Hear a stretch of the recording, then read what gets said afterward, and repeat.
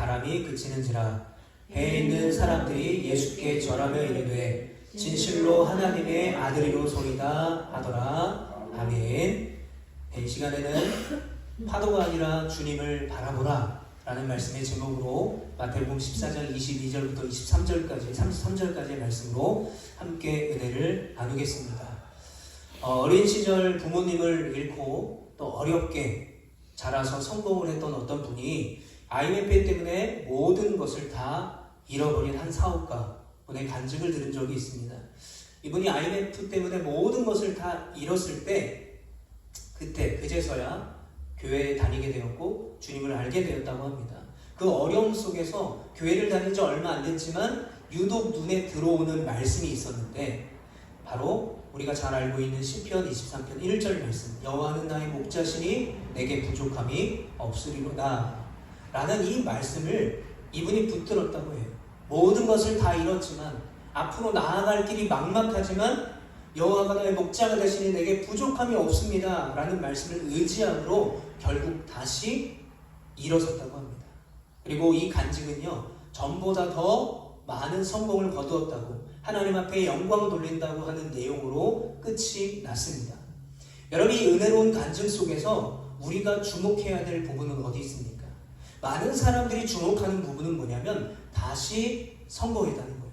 실패를 이겨냈다는 것입니다. 물론 그것도 우리가 주목해야 되지만 이 간증에서 우리가 주목해야 될 부분은 바로 이분이 부족함이 없다라는 고백을 할 때, 그렇다면 이 부족함이 없다라는 고백은 어디서부터 오는가에 우리는 주목할 수 있어야 됩니다. 부족함이 없다고 했을 때 돈이 많아서 부족함이 없는 것입니까? 이전보다 실패했는데 이전보다 더 큰 성공을 이루어서 부족함이 없다라고 말하고 있는 것입니까? 아니죠.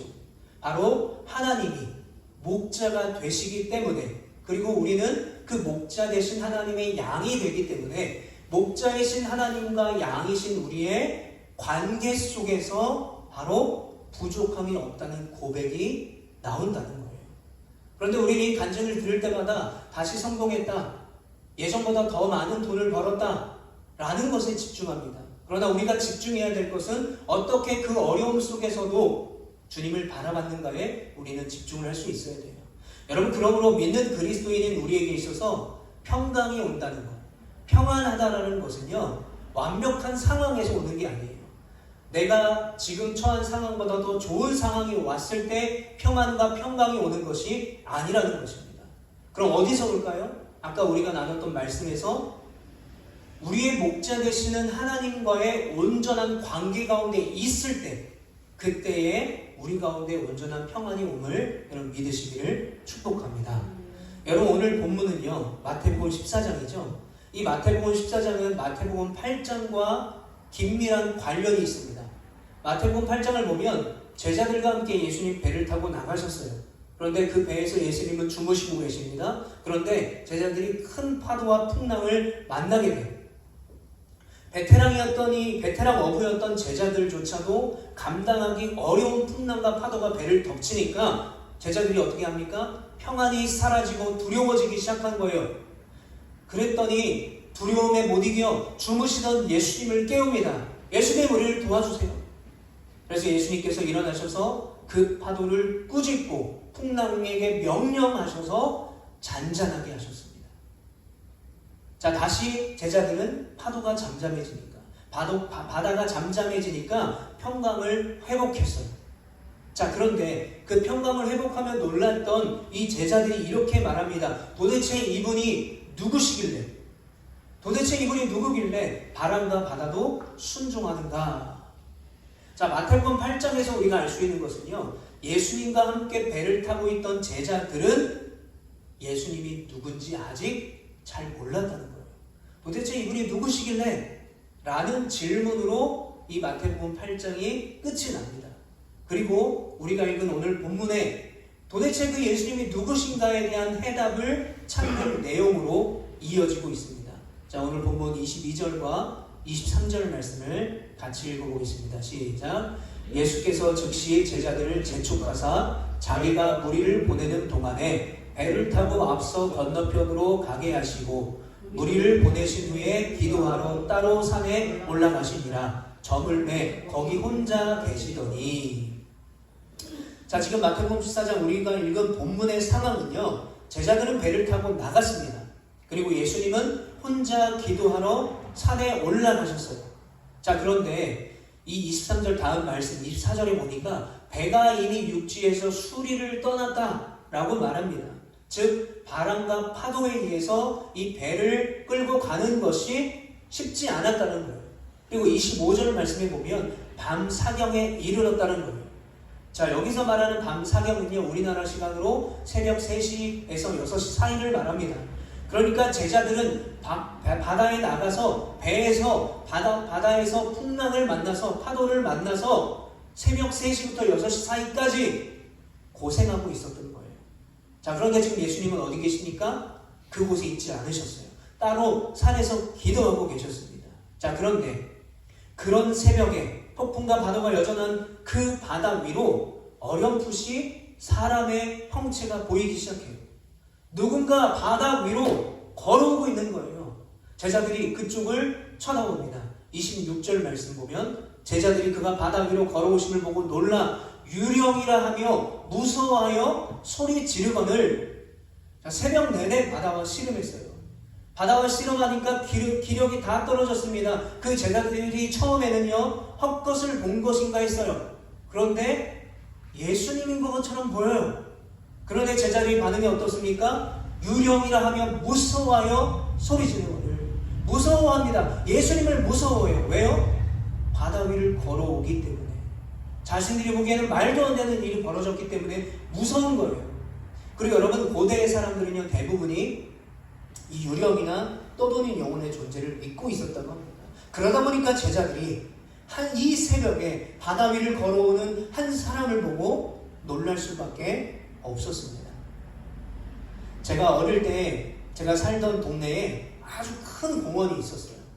그래서 제가 초등학교 때 이제 국민학교를, 그 당시에는 국민학교를 마치면 무조건 그 공원에 가서 아이들과 축구도 하고 야구도 하고 친구들과 제기차기도 하고, 그리고 거기에는요 열사들, 우리나라의 독립을 위해 일하신 분들 능 같은 게 있었어요. 원래 거기 들어가면 안 되거든요. 근데 저희 국민학교 때 몰래 거기 들어갔어요. 왜 들어갔냐면 눈이 오면, 능이 언덕인데 여기가 눈이 쌓이면 미끄러워요. 그래서 비닐 같은 거를 주워다가 그 능에 올라가서 썰매를 타고 놀았어요. 썰매를 막 타고 놀면 이제 경비원 아저씨가 막 거기 들어갔다가 막 호루라기 불면서 쫓아오면 막 도망가고 했던 기억이 있습니다. 자, 그런데 그 당시에 그 공원 되게 크기도 했지만 그 공원에 초등학교 학생들 사이에서는 혼자 가면 절대 안 되는 공원이라고 소문이 돌았습니다. 왜냐하면 그곳에는요, 여름에는 겨울처럼 옷을 입으시고 겨울에는 여름처럼 옷을 입으시고 태어나서 한 번도 씻지 않을 것 같은 머리가 거의 허리까지 내려오는 한 여성분이 그 공원에 항상 있었어요. 그런데 그 공원에 그 여성분이 있던 장소가 있었어요. 늘 있던 장소. 그런데 가끔 다른 장소에 마주치기도 했었어요. 그런데 이분이요, 그냥 가만히 있지 않아요. 갑자기 막 소리를 지르고 막 중얼거립니다. 어떨 때는요, 애들이 막 놀리잖아요. 그러면 막 뛰어와서 쫓아오면 애들 막 소리 지르고 막 도망갔어요. 그러니까 그 공원은 혼자 가면 안 되는 공원이었어요. 왜냐하면 혼자 갔을 때 그분을 만나면 너무 무섭기 때문에. 귀신처럼 무서운 분이셨어요. 여러분, 오늘 본문의 제자들도 마찬가지입니다. 그 새벽에 누가 그 물 위를 걸어오겠습니까? 말도 안 되는 상황이잖아요. 예수님인 것 같았지만 말도 안 되는 상황을 보니 귀신인 것처럼 보였던 거예요. 유령처럼 보였던 거예요. 예수님인데 귀신처럼 보였던 거죠. 자, 그렇게 두려워하고 소리 지르는 제자들에게 예수님이 27절에 이렇게 말씀합니다. 같이 읽어보겠습니다. 예수께서 즉시 이르시되 안심하라, 나니 두려워하지 말라. 자, 유령처럼 귀신처럼 여기면서 소리를 지르고 무서워하는 제자들에게 안심하라, 나다, 괜찮다, 무서워하지 말아라 라고 말합니다. 여러분, 여기서 나니라는 말, 나다 라는 말이요, 헬라어로 에고 에임이에요. 영어로 하면요 I am입니다. 나는 이라는 말이에요. 나다 라는 뜻이죠. 그런데 여러분, 우리가 요한복음을 보면 요한복음에는 예수님이 행하신 7가지 기적이 나오고 예수님이 말씀하신 7가지의 자기 선언이 나와요. 예를 들어 나는 선한 목자다. 나는 양의 문이다. 나는 세상의 빛이다. 나는 참 포도나무다. 나는 길과 진리요 생명이다. 나는 생명의 떡이다. 라는 7가지의 자기 선언을 하시는데 그때의 나는도 바로 에고 에임이에요. 자, 그런데 이 에고 에임이라는 말이 히브리어로 쓰여진 구약 성경에 보면 출애굽기 3장 14절에 나오는데 모세를 만나셨던 하나님이 나는 스스로 있는 자다 라고 말씀하셨어요. I am who I am 이라고 말씀하셨어요. 여러분 요한복음이요 다른 마태, 마가, 누가복음보다 훨씬 더 늦게 쓰여졌어요. 거의 20년 내지 30년 후에 쓰여졌습니다. 왜 요한복음이 쓰여졌냐면 마태, 마가, 누가복음에서 강조하지 못한 예수님이 하나님이다라는 신성을 강조하기 위해서 요한복음을 썼어요. 왜냐하면 그 당시에 수많은 이단들이 예수님을 하나님으로 믿지 않았기 때문에 이 사도 요한은 사람들에게 예수님이 하나님이시다 라는 것을 강조하길 원했어요. 그래서 요한복음에서 예수님의 신성을 강조한 거죠. 그러니까 무슨 말입니까? 즉 나니 라고 하고 있는 말은 뭐냐면 예수님이 하나님이심을 보여주고 계신 거예요. 물 위로 걸어오신 능력의 하나님이신 예수님을 보여주시는 거예요. 그래서 이사야서 9장 6절에 이는 한 아이가 우리에게 낳고 한 아들을 우리에게 주신 바 되었는데 그의 어깨에는 정사를 메었고 그의 이름은 기묘자라 모사라 전능하신 하나님이라 영존하시는 아버지라 평강의 왕이랄 것입니다. 예수님을 뭐라고 말해요? 전능하신 하나님이시다. 그리고 평강의 왕이시다. 자, 시편 29편 11절에 여호와께서 자기 백성에게 힘을 주시며 여호와께서 자기 백성에게 평강의 복을 주시리이다. 하나님이 어떤 분이시냐? 하나님을 믿는 자들에게 평강을 주시는 분이시라는 거예요. 여러분 구약시대의 세상은 영적 생명력이 없는 세상이었습니다. 하나님을 믿지 않고 각자 자기 소견에 오른 대로 했고요. 이스라엘 백성들은 바벨론의 포로로 잡혀가서 그곳에서 70년을 포로로 잡혀 있었어요. 아무런 소망이 없었습니다. 그런데 그 소망이 없는 그때에 하나님이 그들에게 말하고 있는 것입니다. 무너지지 말아라. 포기하지 말아라. 너희들에게 평강의 왕이 올 것이다. 메시아, 하나님이신 예수 그리스도가 너희에게 와서 평안을 회복할 것이다. 라고 말씀한 거예요. 그래서 누가복음 2장 14절에 이렇게 말하는 것입니다. 지극히 높은 곳에서는 하나님께 영광이요 땅에서는 하나님이 기뻐하신 사람들 중에 평화로다 하니라. 아무런 소망이 없는 그 포로 잡혀있는 이스라엘 백성들에게 예수, 메시아, 그 하나님이 이 땅에 오실 건데 그분이 오시면 평화가 임할 것이다. 그래서 여러분 예수님이 오신 이후에 우리가 신약 성경에 있는 이 서신서를 보게 되면 이 서신서의 21개 중에 19개의 편지에서 서로 화평을 건면하거나 평안의 축복으로 이 편지가 시작되고 끝이 나는 것을 보게 돼요. 여기서 우리가 알 수 있는 것은 뭐냐면 신약 시대의 사람들은요 예수님을 알고 예수님을 믿으면 그리고 예수님과 올바른 관계에 있다고 한다면 평안을 안다고 믿었어요. 그리고 그 평안을 서로에게 선포할 수 있다고 믿었고요. 그 가운데서 평강과 온전한 평안을 경험할 수 있다고 믿었기 때문에 그 편지에서 계속해서 평안을 축복하고 화평을 권면하고 있었습니다. 자, 이렇게 평강의 왕으로 이 땅에 오신 그리고 전능하신 하나님이신 그 예수님께서 제자들에게 이렇게 말씀하시는 거예요. 나다. 두려워하지 말아라.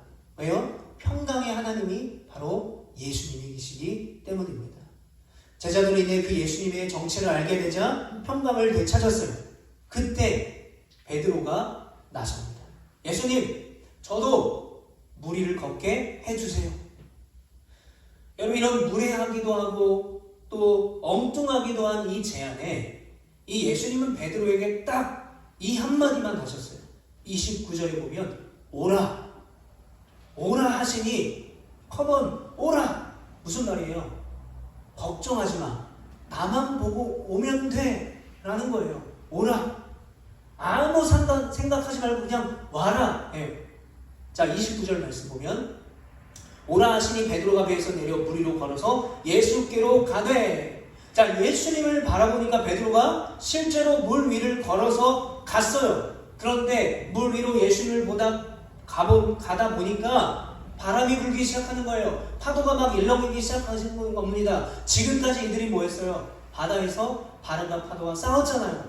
그 기억이 나는 거예요. 그러니까 예수님께 집중이 되지 않습니다. 그러다 보니 그만 바다에 다시 빠지게 되는 거예요. 예수님, 나 좀 살려주세요. 자, 31절 말씀 같이 31절과 32절 말씀 같이 읽어보겠습니다. 시작. 예수께서 즉시 손을 내밀어 그를 붙잡으시며 이르시되 믿음이 작은 자여 왜 의심하였느냐 하시고 배에 함께 오르매 바람이 그치는지라. 아멘. 자, 예수님은 다시 물에 빠진 그 베드로를 건져주시면서 뭐라고 말씀하세요? 야, 너 왜 물에 빠졌어? 라고 책망하십니까? 아니에요. 첫 번째, 왜 의심했냐고 하세요. 그리고 두 번째, 믿음이 작다라고 말씀하셨어요. 자, 그 말은 뭘까요? 베드로의 초점이 흔들렸다는 거예요. 예수님만 보고 오라 하셨어요. 그런데 예수님을 보지 않고 바람과 파도를 보니 물에 빠지게 된 것이죠. 자, 여기서 제가 질문 하나를 드리겠습니다. 자, 그렇다면 베드로가 왜 예수님만 바라봐야 됐을까요? 더 나아가서 베드로가 왜 예수님을 믿어야 될까요? 믿음이 작은 자여 했으니 왜 예수님을 믿어야 되겠습니까? 물에 빠지지 않고 그냥 물 위를 걷게 하기 위해서? 여러분, 다시 한번 질문을 드리겠습니다. 여러분, 그렇다면 우리는 왜 예수님을 믿어야 하겠습니까? 왜 우리는 예수를 믿어야 됩니까? 가끔 저는 저에게 이런 질문을 합니다. 왜 목사가 됐을까라는 질문을 해봐요.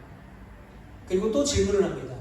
만약 아프지 않았다면, 또 내가 음악적으로 엘리트 코스를 밟았다면 내가 목사가 되었을까? 라는 질문을 합니다. 내가 실패했기 때문에 혹은 성공하지 못했기 때문에 이 목사라는 자리로 도망친 건 아닐까? 라고 자꾸 저에게 질문을 해봐요. 왜 질문을 하냐면 신세한탄을 하기 위해서, 또 과거에 어떤 화려했던 그 모습을 그리워해서가 아니에요. 왜 이런 질문을 하냐면 제가 목사가 된 근본적인 이유와 저의 부르심의 자리를 다시 깨닫기 위해서 저는 스스로에게 이렇게 질문하는 거예요. 내가 왜 믿게 되었는가? 나는 왜 믿는가? 나는 왜 목사가 되었는가? 나는 왜 목사가 돼서 이렇게 헌신하고 희생하며 살아가는가? 그런데 그렇게 질문할 때마다 하나님이 저에게 주시는 답은 간단합니다. 내가 너를 구원했기 때문에. 내가 너에게 그 구원의 은혜를 주었기 때문에. 다른 어떤 것을 저에게 주어서 내가 그분을 믿는 게 아니라 그분이 나를 구원하셨기 때문에 내가 그분을 믿고 그분을 위해 헌신하고 목사가 된 것이라고 주님이 저에게 답을 주셔요. 그리고 거기에 어떤 말씀을 하냐면 내가 너를 질병 가운데 살려주지 않았느냐. 그런데 항상 먼저가 되는 답은 뭐냐면 나를 구원하신 은혜가 있기 때문에, 나에게 그 믿음이 있기 때문에 내가 이렇게 살아가고 있습니다 라고 고백할 수밖에 없게 만드셔요. 여러분, 우리가 왜 예수님을 믿어야 됩니까? 베드로처럼 멋지게 물 위를 한번 걸어보려고 믿습니까? 아니면 먹고 사는 문제가 힘드니까 위로 받으려고? 아니면 세상은 너무 힘들고 복잡하니까 도피처로 삼기에 우리가 믿고 있습니까? 아니면 인생의 어려움 속에 어떤 위로와 평안을 얻기 위해서 믿으십니까? 그런데 여러분, 로마서 5장 9절부터 11절에는요 우리가 왜 믿는지에 대한 분명한 답을 하고 있어요. 제가 말씀드리겠습니다. 읽어보겠습니다. 그러면 이제 우리가 그의 피로 말미암아 의롭다 하심을 받았으니 더욱 그로 말미암아 진노하심에서 구원을 받을 것이니 곧 우리가 원수 되었을 때에 그의 아들의 죽으심으로 말미암아 하나님과 화목하게 되었을즉 화목하게 된 자로서는 더욱 그의 살아나심으로 말미암아 구원을 받을 것이니라. 그뿐 아니라 이제 우리로 화목하게 하신 우리 주 예수 그리스도로 말미암아 하나님 안에서 또한 즐거워하느니라. 아멘. 여러분, 로마서 5장 9절부터 11절에서 사도 바울은요 우리가 왜 주님을 믿어야 되는가 아주 단순하게 이야기를 하고 있어요. 세 가지 단어를 씁니다. 구원, 화목, 즐거움. 무슨 말입니까? 예수님께서 자신의 죽음을 통해서 우리의 어깨에서 하나님의 진노를 벗겨주셨어요. 그리고 다시 우리를 구원하셨고 하나님과 다시 화목하게 하셨어요. 그리고 화목하게 하셨기 때문에 우리가 그 안에서 즐거움과 평안을 얻게 하셨어요. 그러니까 이것이 우리의 삶에서 가장 중요한 진리가 되기 때문에 당연히 믿는 것이다. 당연히 믿어야 된다라고 말씀하고 있는 것입니다. 여러분, 우리는 이 믿음을 통해서, 이 진리를 통해서 하나님과 온전한 관계 가운데 있게 되는 거예요. 그 관계 속에 있으면 우리가 경험하는 것이 뭡니까? 아까 이사야서, 시편, 누가복음에 말씀하신 것처럼 평강의 왕, 평강의 복, 평화로다. 우리가 하나님과 온전한 관계에 있을 때 우리에게 온전한 평안과 즐거움이 임한다는 거예요. 여러분, 그래서 그리스도인의 평안은요, 문제없는 삶이 아니에요.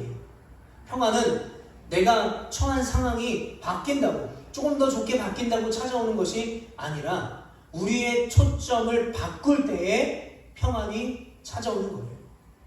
내가 나를 둘러싼 그 어려운 상황에서 눈을 돌려서 산을 바라볼 때, 주님을 바라볼 때, 주님께 그 시선을 고정할 때 얻게 되는 것이 바로 평안입니다.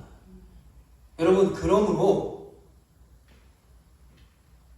평안은요, 관계에서 시작이 됨을 믿으시기를 축복합니다. 한번 따라해 보겠습니다. 평안은 상황이 아니라 관계에서 시작된다. 아멘. 제 이야기를 잠깐 나누도록 하겠습니다. 제가 아직도 기억나는 게, 제가 첫 코로나에 걸렸을 때가 아직도 기억이 나요. 저는 면역 억제제를 먹고 기저질환이 있기 때문에 이 코로나에 걸리면 안 됐어요. 뭐 백신도 맞을 수 없었고요. 자, 그러다 보니까 최선을 다해서 조심을 하긴 했는데 코로나에 확진이 됐다는 결과가 나왔어요. 신장 이식 환자고 면역 억제를 먹기 때문에 코로나에 걸리면 사망률이 일반인보다 훨씬 높대요. 그래서 코로나 확진이 딱 되니까 겁이 나는 거예요. 무섭기 시작하는 거예요. 제가 그때 이제 앰뷸런스를 타고 포항에 있는 격리병원으로 가고 있었습니다. 가고 있는 내내 두려운 거예요. 너무 무서운 거예요. 포항에 병원으로 갔다가 다시 돌아오지 못하면 어떡하지? 별의별 생각들이 다 드는 거예요. 그런데 이제 병원에 도착했습니다. 그런데 그때 알게 됐어요. 이미 치료제가 있었어요. 링거 한 방이면요, 치료가 될 수 있었던 치료제가 있었던 거예요. 근데 저는 그걸 몰랐어요. 치료제가 있다는 걸 모르니까 너무 두려웠던 거예요. 그런데 링거를 한 대 맞고 나니 열이 조금씩 떨어지는 거예요. 한 이틀 지내니까 이제 몸살도 다 사라지고, 그 당시에 15일 격리였거든요. 거의 10일 넘게 나이로 환자예요. 열도 안 나고 아무런 문제도 없어요. 그런데 그냥 거기서 격리돼 있다가 퇴원을 했습니다. 치료제가 있다는 걸 몰랐을 때는 두려웠어요. 그런데 치료제가 있다는 걸 알게 되니까 그 다음날 열이 떨어지기 시작하니까, 몸이 괜찮아지기 시작하니까 저를 둘러싼 두려움이 다 사라져버린 거예요. 여러분, 제가 첫 코로나에 걸렸을 때 저는 상황만을 바라봤어요. 내가 코로나에 걸렸네. 면역 억제제를 먹고 기저질환자 나 같은 사람은 사망률이 훨씬 높은데 상황만을 보고요, 저 나름대로 계산을 하는 거예요. 이러다 죽는 거 아닌가. 그러니까 두려웠던 거죠. 평안이 사라진 것이죠.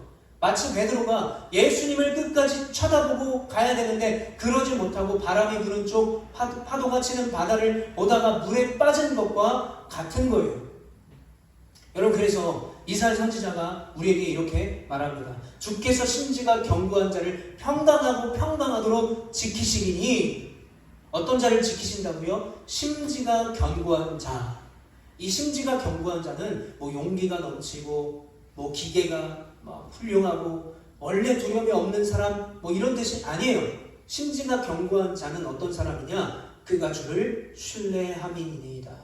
주님을 신뢰하는 사람을 평강하고 평강하도록 해주신다는 거예요. 그래서 뭐라고 말합니까? 너희는 여호와를 영원히 신뢰하라 라고 말해요.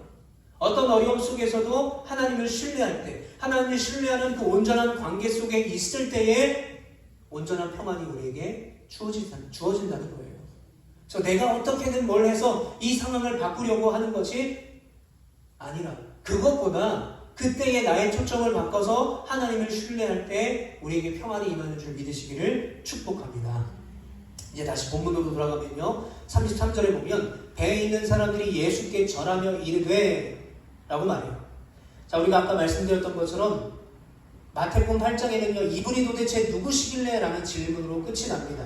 그런데 오늘 본문을 보면 물에 빠졌던 베드로를 다시 건져내 주셨던 예수님께서 베드로와 함께 배에 오르셨어요. 그랬더니 어떻게 됩니까? 바람과 파도가 잠잠해졌어요. 자, 이 마태복음 8장과 오늘 본문에 공통점이 있습니다. 8장은 예수님께서 제자들과 함께 배에 계셨어요. 자, 오늘 본문은 예수님이 따로 기도하러 산에 계셨지만 물 위를 걸어서 제자들과 함께 배에 오르셨어요. 공통점이 뭡니까?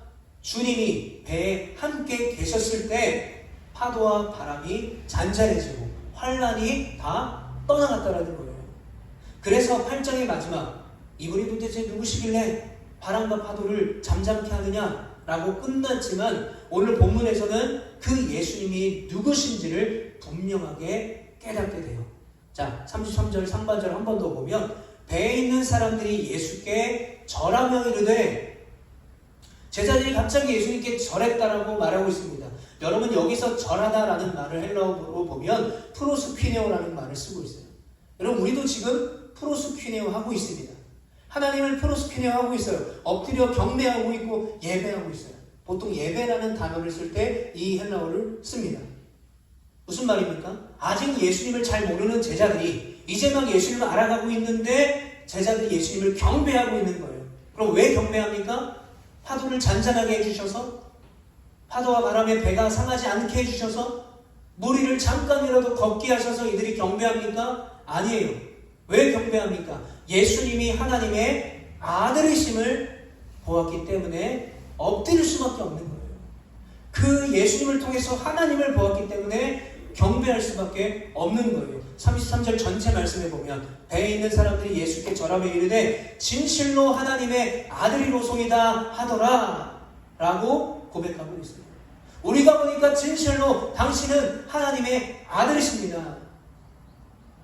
그분이 누구시길래 이 바람과 파도가 잔잔해지는가라는 질문이 하나님의 아들이시다라는 답으로 해결이 됐던 거예요. 제자들은 하나님의 아들로 평강의 왕으로 이 땅에 오신 그 예수님을 알게 된 거예요. 제대로 깨달은 거예요. 그러니 제대로 깨닫게 되니까 어떻게 합니까? 경배할 수밖에 없는 거예요. 예배할 수밖에 없는 것입니다. 바로 이 본문이요, 어디로 이어지냐면 베드로의 신앙 고백이 담긴 마태복음 16장으로 이어집니다. 정리를 해보면요, 마태복음 8장에서는 제자들이 아직 예수님이 누군지 몰랐어요. 이분이 도대체 누구시길래. 그런데 마태복음 14장 오늘 본문을 통해서 이분이 하나님의 아들이시다라는 것을 깨닫게 돼요. 그리고 마태복음 16장에 가면 베드로가 주여 주는 그리스도시요 살아계신 하나님의 아들이십니다라는 신앙 고백을 하게 돼요. 이렇게 이어집니다. 자, 그렇다면 베드로가 어떻게 이런 놀라운 신앙 고백을 할 수 있었겠습니까? 베드로가 이렇게 놀라운 신앙 고백을 할 수 있었던 것은요, 바로 물에 빠져갔기 때문에 그래요. 실패했기 때문에 그래요. 자신이 예수님을 바라봐야 되는데 예수님을 바라보지 못했기 때문에, 실패해갔기 때문에, 물에 빠져갔기 때문에 이 주님이 살아계신 하나님의 아들이시다, 그리스도시다라는 사실을 깨닫게 된 것입니다. 여기 제 말씀을 좀 정리하도록 하겠습니다.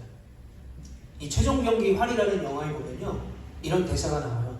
바람은 계산하는 것이 아니라 극복하는 것이다. 여러분, 베드로가 물에 빠진 이유가 뭡니까? 바람을 계산했기 때문에 그래요. 야, 이 정도 바람이면 빠지는 거 아니야? 야, 이 정도 파도면 안 되겠는데? 두려워지기 시작하는 거죠. 제가 처음 코로나에 걸렸을 때 저도 상황만 보고 계산했던 거죠. 그러니까 두려운 거예요. 그런데 예수님은 그 바람과 파도를 이 베드로가 물 위를 잘 걷게 하기 위해서 없애주셨나요? 아니에요. 바람과 파도는요, 여전히 있었습니다. 없애주지 않으셨어요. 대신 뭐라고 하세요? 나를 바라보라, 나를 신뢰해라, 나를 바라보고 오라 라고 말씀하셨어요. 왜요? 바람은 계산하는 것이 아닙니다. 환난은요, 계산하는 게 아니에요. 핍박은 계산하는 것이 아닙니다. 주님을 바라봄으로 극복하는 것임을 여러분 믿으시기를 축복합니다. 그런데 베드로는 주님을 바라보지 못했죠. 바다에 빠졌어요. 그런데 여기서 놀라운 사실이 있습니다. 바다에 빠지고 실패했던 베드로를 주님이 버리지 않으셨어요. 넌 실패자야. 너는 이제 안 되겠어. 예수님과의 관계가 끊어지지 않았다라는 거예요. 한 번 실패했지만 여전히 베드로는 예수님과 함께 다시 배에 올라갔어요. 바로 그 자리에서부터 베드로가 예수님을 바라보는 초점이 바뀌기 시작하는 것이고, 결국 그 예수님과 동행한 베드로가 마태복음 16장에 주는 그리스도시요 살아계신 하나님의 아들입니다 라고 고백할 수 있었던 것입니다. 사랑하는 성도 여러분, 우리도 고난과 실패라는 바다에 빠질 때가 있어요. 때로는요, 우리도 믿음이 부족해서 실수할 때도 있어요. 그런데 여러분, 그것이 끝이 아님을 믿으시길 바라요. 우리가 요한계시록 말씀에서 하나님 앞에 책망받은 교회들을 함께 나눈 적이 있지 않습니까? 그때 그 책망받은 교회 공통점이 있었어요. 뭐냐면 회개할 기회가 있었다는 거예요. 하나님께서 그 자리에서 바로 그들을 심판하지 않으셨다는 거예요.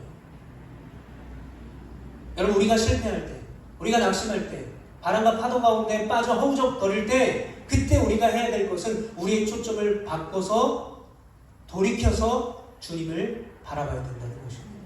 어떻게 바라봐야 됩니까? 파도가 아니라 예수님을 바라봐야 돼요. 상황이 아니라 우리는 그 주님을 바라봐야 됩니다. 우리가 그렇게 주님을 바라보므로 엎드려 주님을 경배해야 되는 거예요. 그런데 중요한 것은요, 파도는 여전히 있어요.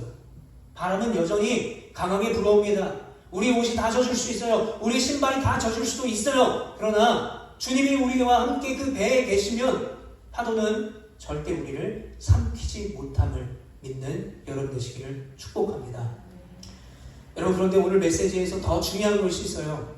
바로 우리가 왜 예배를 하는가, 왜 경배하느냐예요. 여러분, 우리가 예배를 하는 것은 우리가 평안을 얻기 위해서 예배하는 것이 아닙니다. 우리 어떤 어려운 상황이 개선되게 하기 위해서 예배하는 것이 아님을 기억하시면 좋겠어요. 예수님이 하나님의 아들이시기 때문에 제자들이 예수님 앞에 절하며 엎드려 예배하는 이유가 뭡니까? 하나님의 아들임을 깨닫게 되었기 때문에. 우리도 마찬가지입니다. 예수님이 하나님의 아들이시며 우리의 왕이시며 지금도 우리를 다스리는 주님이시기 때문에 우리는 그분을 믿고 경배해야 됨을 여러분 믿으시길 바라요. 바로 그 자리에서 그렇게 주님을 경배하고 우리의 시선을 바꿔서 하나님을 바라볼 때에 그때의 두려움이 떠나가고 참된 평안이 우리 가운데 임할 줄 믿습니다. 여러분, 우리의 삶에는 바람이 그치지 않아요. 파도가 그치지 않습니다. 그러나 살아계신 그 예수 그리스도 한 분만을 바라보며 프로스 퀴네오 경배하며 엎드려 절하며 마침내 승리할 수 있는, 그리고 베드로의 신앙 고백과 같이 아름다운 신앙 고백을 주님께 올려드릴 수 있는 우리 모두가 되시기를 간절히 축복합니다. 아멘. 우리 시간에 들은 말씀을